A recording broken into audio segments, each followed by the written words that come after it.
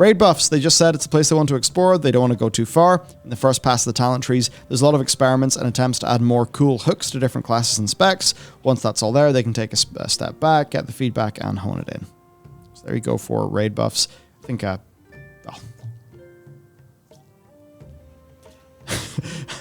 what point does this stream end up having I know this isn't necessarily buffs, but like a big power infusion tangent.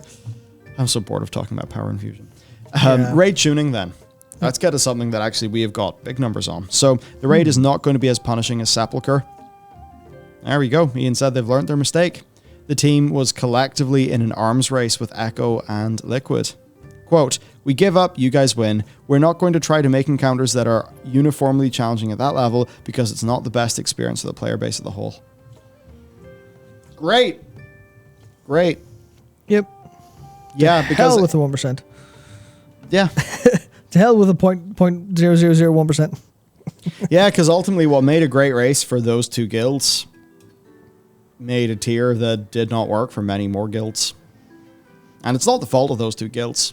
No. They're just really good, so they're always going to push the limit. And Blizzard evidently didn't want it to die that quickly. And then I think there was just a few logistical things regarding the split of the raid and how player power worked that then exacerbated the whole issue. But I think this might mean that Blizzard are more happy for just a race to world first that is within one reset. And that's fine. That's not a problem. I know it's probably not going to lead to as much Twitch viewership, but maybe they're experiencing now. Having a bunch of Twitch viewership for Sepulchre is great, but then they see, oh no, where are the players playing our raid? What happened? Where players go. Where players go. And as we have found out for an upcoming video we're making, they go. The Sepulchre numbers at all difficulty levels are shockingly bad. I mean, maybe you're talking about the performance of Warcraft-related content recently.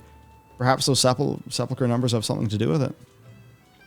Yeah, I mean... almost surely. What, like, if you're a raider and the raid doesn't feel good because either it's harder than you expect, so your guild has more problems, so you get frustrated and leave, or the case of it's the right difficulty and then it's nerfed like crazy because they just wanted you to walk over it because they saw the people struggling, that's going to kill your motivation and drive to play the game because it's no longer real. We've talked about it at length before, where it's like, yeah, it's just kind of blah, blah. The whole experience is blah.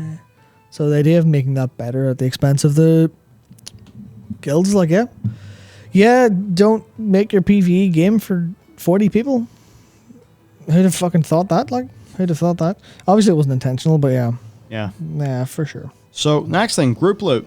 So Master Loot's not coming back really, but group loot will be, and that means you can roll, pass, or trade items around the group without restrictions. This is something that's there for raiders. Ian basically said personal loot works fine for the vast majority of the game, but they understand what a lot of people want when they say they want Master Loot. Again, there's actually, I saw somebody, it was a totally unhinged comment about Master Loot in one of our videos, one of our clips today. Oh yeah, I remember that. It was basically just saying, like, if you want Master Loot, you're an evil sociopath. I'm like, whoa.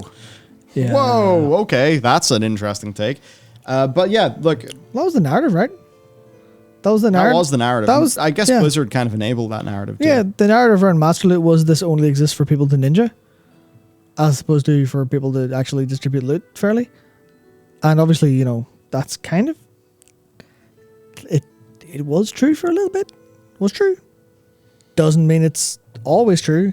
We don't have to deal in absolutes, do we? No, we do. Yeah, we do. We have to deal in absolutes, yeah. Man, it's the internet. You have one slot for an opinion. Yep. And it's 1 byte. That's how big the opinion slot is. So you can't fit that much in there. Yeah, we live in a exceedingly binary world because it's like not to say, it's like you used to have like 5 opinions. Like that used to be a person would have like 5 opinions. And those opinions would be like wide and loads of information, those opinions. And they'd be like, you know what? Yeah, I really do think that when it comes to cookware in the kitchen, and I'm talking maybe the 70s, maybe the 80s here, I think Pyrex might be one of the best brands that ever existed. Wow. And then you'll have a conversation about how this is true for like 20 minutes. I'll be like, yeah, well, here's all the situations my Pyrex bowl didn't break, whereas here's my stainless steel equipment, and the taste's just a little bit different. And this will be like just an hour of people talking, like, there'll just be people in the kitchen like, yeah, Pyrex is really, really good. Yeah, I'm not really a big fan of I can't think of any other brands who would do like cookware. And that was like it, because you had less shit to deal with. because the world wasn't one big amalgamous mess. But now you have to have an opinion on literally everything that exists in order to be part of the culture. No, Matt. But you have the same brain. Matt, so you just have to go, well, I need 20,000 opinions, and by virtue, I have less space for each of these opinions. So I have to go, current hot political topic, yeah, I'm on X's side. Matt, you've made a critical mistake. What's that? They're not opinions. They're takes. Sorry, yeah, they're takes. They're takes. People don't have opinions anymore. They have takes. Yeah, that's what I mean. It used to be opinions. Yeah, now it's takes. Also, for clarification, Pyrex is now different to how it used to be, so that's it. Really? Pyrex used to be properly borosilicate glass, which was resistant to heat and stuff, but the American Pyrexes use a different type of glass now, which makes them substantially worse and more prone to shattering, so be careful. And I think it's still the same type of glass, but to a lesser quality from the Pyrex brand that is manufactured in France for Europe. Well, now we all know something new today. Yeah, it's tempered glass. Yeah. See, people know, but no. Yes, I was looking at borosilicate glass, but what was my point about that? The whole point is people have like less space for opinions, so they have to kind of go, well, I need to have just one heated take in the chamber ready to go, because you can't have 5 opinions. You have to have 20,000 opinions, which means you have less space in your brain. That's not how the brain works, but it kind of is in terms of attention. So next, gradual power increases in the raid. This is something that obviously was an issue with Sepulchre. He said they'd like to have something to explore, having a similar system to what was in BFA, where you get a scaling buff from Azerite armor that would serve as a soft nerf to the raid. That doesn't distort the player power scale everywhere else in the game. Azerite say, I understand what you mean. Definitely don't bring it up in the context of Azerite armor. Again, think about the discussion we had earlier on today. Something. Who knows what it is? It's almost too early to say. He did say, while they do want to move away from borrowed power systems, they still see value in having a system in place for raid groups where 8 to 12 weeks into a tier, there is some progress or power gain to be made, even if you didn't get a new item that week. Well, what does that look like? It could be anything. Yeah, it could be a Legion fall buff. It could be. Yeah, anything. I think that's like I don't know, because the end of Legion was such a clown fiesta that I think Legion fall was perfect for it, because you were just ramping up so incredibly that it was beautiful to experience. But it's like either the ICC buff turns on or you get a Legion fall.